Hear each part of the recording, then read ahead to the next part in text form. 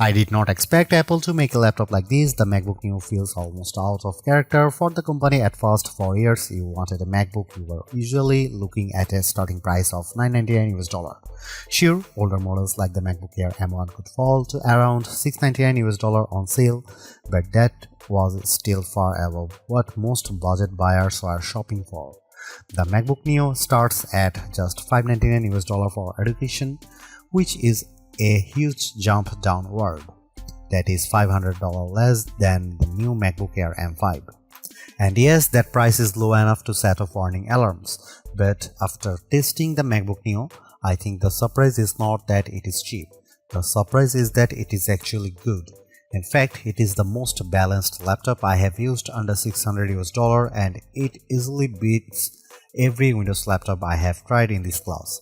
It also leaves most Chromebooks behind. For $599 US, Apple gives you an aluminum body that feels solid and premium, a bright 500 nit display with rich color, and the A18 Pro chip, which is fast enough for everyday work, streaming, browsing, light productivity, and casual game. The side-mounted speakers are also much better than they have any right to be at this price. So, what did Apple give up to make that happen? Where does this laptop fit in the wider market? And should you actually buy it? Let's get into the full MacBook Neo review. The MacBook Neo is one of the most interesting Apple products in a long time, and it launches at a time when value matters more than ever. Prices are rising across consumer electronics, memory is getting more expensive, global trade pressure is still affecting hardware costs, and people are simply more cautious with money than they used to be. Apple is usually treated as the company that sells premium gear, and that is mostly true. But that does not mean Apple cannot make good value products. The Mac Mini M4 is already a strong example of that. The MacBook Neo goes one step further by targeting the budget and mid-range laptop space directly. That is a market filled with Chromebooks and affordable Windows laptops, and Apple is now entering it with a product built entirely on its own rules. And that is the key point here. The MacBook Neo is cheaper, but it does not feel striped down in the usual way. You still get a beautiful aluminum laptop, now offered in 4 lively color options that make Apple's lineup feel more fun again. The display is another big win. It is a 13-inch Retina panel with 2408 by 1506 resolution, which is sharper than the 1080p screens that dominate this price range. The webcam is 1080p and looks clean for video calls, the speakers sound excellent, and the laptop runs the full version of macOS. That means you are not stuck in a limited or locked down environment. You can use the standard Mac apps just like you would on a more expensive Mac.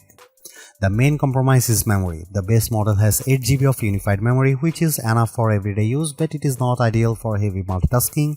Even so, for standard schoolwork, browsing, office tasks, and light creative work, it performs well. The real story though is the price. At $599 US, the MacBook Neo is shockingly competitive. For students, the price drops to $499 US, and at that point it becomes very hard to argue against. Finding a Windows laptop or Chromebook that matches this level of build quality and display quality at that price is extremely difficult. Of course, there are trade-offs. The keyboard has no backlight, so it is not ideal in low light, and the 2 USB-C ports use older USB 3 and USB 2 technology instead of modern high-speed standards. Still, even with those compromises, Apple has made one of the strongest budget laptops available in 2026. It may not be the cheapest laptop you can buy, but it is one of the most complete. That alone makes it a serious problem for the competition.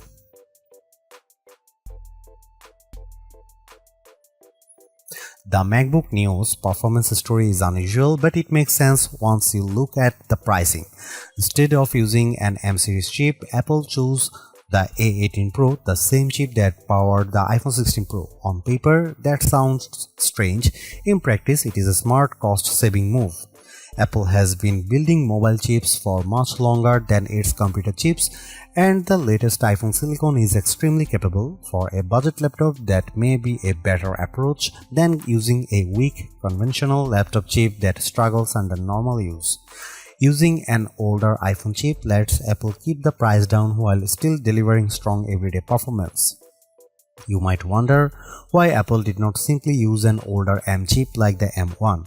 The company says the A18 Pro has a 16-core neural engine that is better suited for on-device AI work, including Apple Intelligence features inside macOS. The M1 is not as strong in that area, and the A18 also uses faster memory, so the choice is more deliberate than it first appears. Because the A18 Pro is still a 64-bit ARM chip, you are not getting some limited phone-only system here. The MacBook Neo runs full macOS, which means standard Mac apps work normally. And that matters. This is not a lockdown machine like many Chromebooks, which are limited to a narrower set of apps, or Windows 11's laptops, which are restricted in annoying ways and often push you toward Microsoft Store downloads and Edge browsing. The MacBook Neo avoids that kind of frustration completely. For everyday use, the experience is very good. macOS runs smoothly enough, and while it is not as fast as a MacBook Pro, it is still impressive for a machine this affordable. I would recommend keeping the workload light and realistic. Use built-in apps, office software, browsing, streaming, and basic creative tools, and the Neo behaves well. I tested it with GarageBand and Keynote, and both worked without issue. That is exactly the kind of software this machine is meant to handle. It can also go further. I installed Steam, which needs Rosetta on non-Intel hardware, and it ran fine. That shows how open the Neo is compared with Chromebooks and other budget systems. You are not trapped inside a limited app ecosystem. Apple's ecosystem integration is also fully intact. You can mirror your iPhone, move files between devices, share your clipboard, make calls, send messages, and use an iPad as a second display. I even tested it with the new M5 iPad Pro, which is very uneven pairing in terms of price, but the feature worked great. That is one of the best things about the MacBook Neo. It still feels like a real Mac, not a cheaper version of one. The limits are mostly about hardware. If you want heavy 3D rendering, serious video editing, or a big creative workload, this is not the right machine. It can do a lot, but it is not meant to do everything. The 8GB of unified memory is the biggest technical concern. Unified memory is shared across the system and graphics, so once you start opening multiple apps or using more demanding workloads, it fills up quickly.